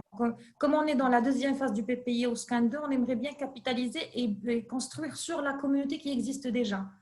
Et c'est le moment où on veut échanger des bonnes pratiques et créer et ensemble innover sur l'autre forme de se mettre tous ensemble. Et que vous l'avez bien dit, il faut toujours quelque chose qui nous ramène tous ensemble, un projet, quelque chose de concret. Pas seulement d'appartenir à un réseau pour juste la forme, mais vraiment on veut bien quelque chose qui soit durable. Surtout quand c'est des initiatives qui vont être prises par l'association elles-mêmes, pas qui vont être rapportées du haut. Voilà, on va créer juste pour la forme et rentrer dans les mesures qui sont imposées par l'extérieur. Et je vous invite vivement vraiment à partager avec nous ce que vous avez eu comme recommandation, pour comme ça on les rajoute sur le débat d'aujourd'hui et on continue sur ça. Donc, et d'ici la fin du programme, peut-être d'autres idées vont venir. Et là, on est aussi en train de s'ouvrir aussi sur d'autres programmes comme le PPI Afrique. Donc, nous avons tenu un webinaire là, au début du mois de novembre sur les technologies. On a invité une association du Cameroun qui a participé au PPI. On est vraiment intéressé de s'ouvrir aussi sur leur expérience en termes de réseau régional. Par exemple, ils ont des réseaux par rapport à un grand réseau régional dans toute l'Afrique centrale qui marche très bien. Le Rastoma qui était présent aussi lors de l'atelier de Casablanca sur la tortue marine. Il y a un autre réseau sur le grand singe. Et pourquoi pas peut-être créer quelque chose qui nous appartient. Peut-être que ça ne va pas être un réseau, mais peut-être un collectif, une charte collective, un label. Et il ne faut pas aussi oublier le fait qu'avec Lucien Med, on développe beaucoup de projets par rapport à l'écotourisme. Il y a le réseau Mythe. Donc peut-être à un certain niveau, donc vous, en tant que projet d'écotourisme spécialisé, vous pouvez aussi faire partie de ce réseau. Et ça va être au-delà de l'Afrique du Nord, ça va partir de toute la Méditerranée. Tout à fait. Et du coup, et au-delà, cette question de réseautage et d'actualité aujourd'hui, c'est la tendance en matière de développement. Et c'est pourquoi la labellisation aussi, comme elle a signalé ces ONG, c'est vraiment la tendance qui peut garantir la qualité de produits et pour aussi la continuité de cette dynamique intéressante à capitaliser. Tout à fait. Merci. Tout à fait. Merci. Houda, une question. Oui. Est-ce qu'il nous reste juste 2 minutes? Est-ce que c'est fermé pour 16 heures ou bien on peut se permettre C'est à, là? oui, à 16 heures, on doit s'arrêter. On a 10 minutes. Très bien, on a 10 minutes encore, ça va. Oui. Très bien. Est-ce que M. Ounache, il veut intervenir? C'est ce que je le vois. Est-ce que vous voulez intervenir? Attendez, il faut enlever le mute. Vous êtes en muet sur le... Oui, si vous pouvez. Voilà. C'est bon? C'est bon, c'est bon. Donc, moi, je vais rebondir sur cette question de tourisme de montagne. Donc, le projet PPO-ASCAN nous a vraiment ouvert la brèche sur cette activité potentielle et existante même au niveau de notre association. La zone que nous avons choisie est une zone limitrophe d'un parc national qui est celui du Djurdjura, le parc national du Djurdjura, lui-même réserve mondiale de biosphère. À travers les activités que nous avons menées, il s'agissait au fait de procéder à l'ouverture de sentiers pédestres qu'utilisent maintenant les randonneurs et les sportifs de montagne et les touristes de montagne. Ces sentiers sont maintenant utilisables, prêts à l'emploi, comme on dit, donc qui peuvent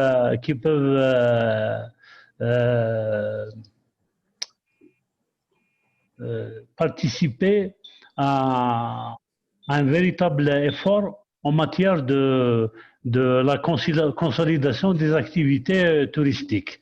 Donc, sur ce point-là, c'est fait. D'autres activités, d'autres programmes, d'autres projets sont attendus, sont souhaités, toujours dans un but de la continuité du projet actuel.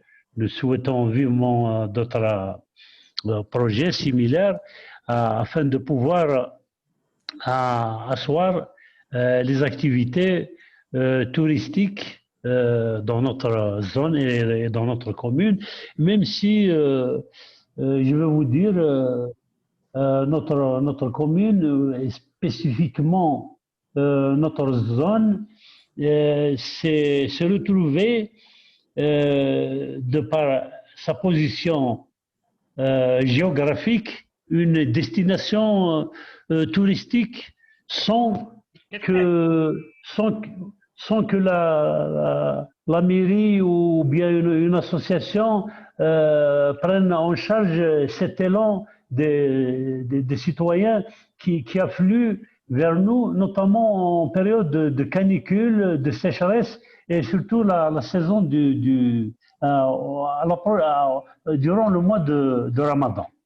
C'est que nous avons la chance d'être une destination touristique et aussi hydrique, si j'ose m'exprimer ainsi. Donc les gens viennent pour puiser de l'eau de source garantie 100% naturelle puisqu'elle provient directement de la fonte des neiges. Donc les gens viennent de partout, des communes environnantes, des daïras environnantes et même au-delà. Mais le maillon faible de cette situation, c'est que nous n'avons aucune infrastructure pour recevoir ou pour héberger. Nous avons à peine à aménager un parc de stationnement pour les véhicules, pour les nombreux véhicules qui viennent nous rendre visite. Nous avons aménagé aussi à l'intérieur de cette zone une aire de jeu qui existait déjà auparavant. Elle a été retapée, mais maintenant que notre commune dispose d'un stade communal qui a été construit pour les jeunes, que les jeunes utilisent au quotidien. Donc, cette aire de jeu est, entre guillemets, abandonnée. Donc, l'idée de l'association, ce serait de la reprendre, comme étant un centre de vacances national, voire même international, parce que nous sommes effectivement dans la conjoncture. Oui, il y a une conjoncture sanitaire et autres, mais notre association s'inscrit dans le futur, dans le moyen terme et dans le long terme, pourquoi pas. C'est pour cela, si Younes, je vous Oui, invite justement. vraiment vivement à partager et d'échanger avec d'autres associations qui sont aussi dans le même secteur qui travaillent dans le même système, Oui, dans l'écosystème. Ça serait vraiment intéressant pour vous, oui. Et oui, votre c'est association. vraiment intéressant. Notre ami tout à l'heure a parlé de charte de l'écotourisme, de labellisation et de la certification. C'est vraiment une excellente proposition à laquelle j'adhère totalement et parfaitement dans un cadre de partage Oui. et échange d'expériences. Nous aimerions bien partager nos expériences respectives dans le domaine du tourisme de montagne, qui est une activité salvatrice pour les zones rurales, aussi bien de notre pays que de nos pays voisins qui sont la Tunisie et le Maroc. Très bien, très bien. Au fait, moi, je voulais vous rajouter quelque chose, Monsieur Wanesh. Donc, à l'issue de toutes ces discussions, donc vous vous êtes rendu compte que l'image de la montagne, c'est une image à vendre, c'est une image qui peut être valorisée, tout en moyennant quelques aménagements, avec travers des petits projets, et aussi, donc, on peut la valoriser tout en la protégeant. Pour vous, vous avez beaucoup d'atouts, vous avez cette thématique autour des plantes médicinales, vous avez parlé du Durdura, donc une pharmacie à ciel ouvert. Ça, vous pouvez construire autour de cette idée, vous pouvez construire autour de l'idée de l'eau. Merci pour l'image.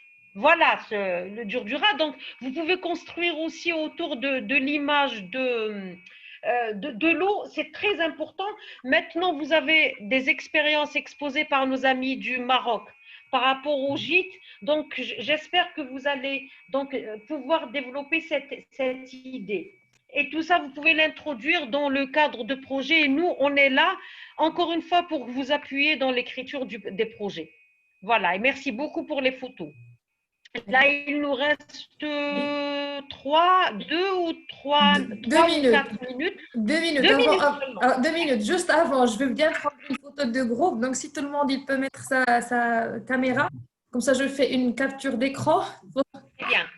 Alors, Amina, si c'est possible, et Abdeljabar, si tu peux mettre la.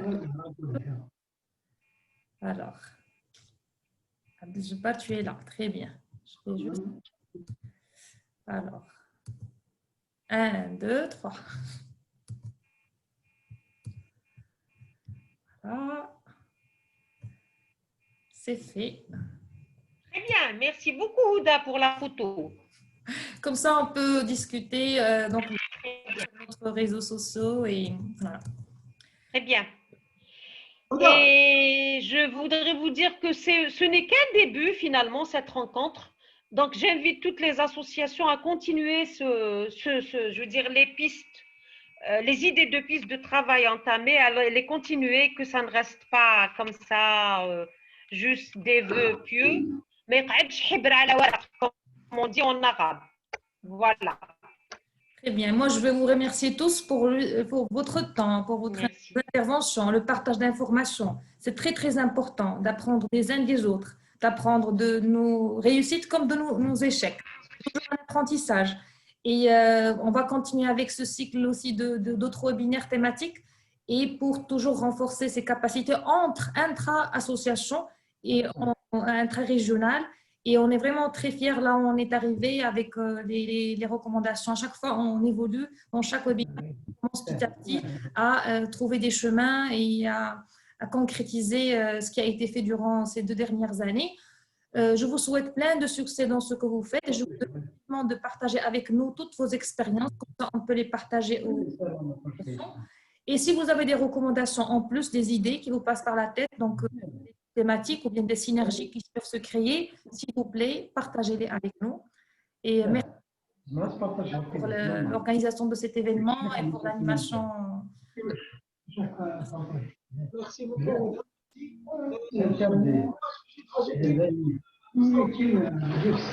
On n'entend pas bien. On n'entend pas bien. Oui, et merci à vous. Je voulais juste ajouter que nous sommes en train de préparer à la 4e version de notre magazine Agrial Voice sur la thématique l'eau et développement des zones de montagne. Donc, si vous avez des articles, vous êtes la bienvenue, tout ça. Très bien. Donc, Adrar, ils sont en train de faire une revue et ils nous invitent à partager des articles s'il y a lieu. Merci beaucoup. Merci beaucoup. C'est très Voilà, important. vous trouvez le lien c'est joint sur la boîte des messages. Merci beaucoup. Merci. Bonjour.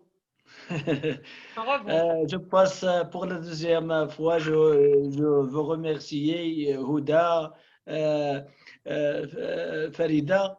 Vraiment, le programme PPOS 15, c'est pour nous, c'est une clé d'or, c'est une vraie clé d'or pour arriver à la réussir. Après l'ouverture de projet, on va voir une autre étape. J'espère que j'ai réussi l'expérience de nos collègues d'Agdrar et FKR. Je vous dis bonjour, au revoir, merci beaucoup. Merci beaucoup. Merci. Merci beaucoup. Donc, merci à tous les participants. Merci beaucoup à Houda. Donc, merci énormément pour avoir participé à l'animation de ce webinaire. Donc, bon vent à tout le monde et j'espère qu'on va construire autour de cette rencontre. Voilà, et bonne continuation à toute la communauté. Voilà, merci Houda. Merci à vous. Au revoir. Merci beaucoup. Merci beaucoup. Au revoir. Au revoir.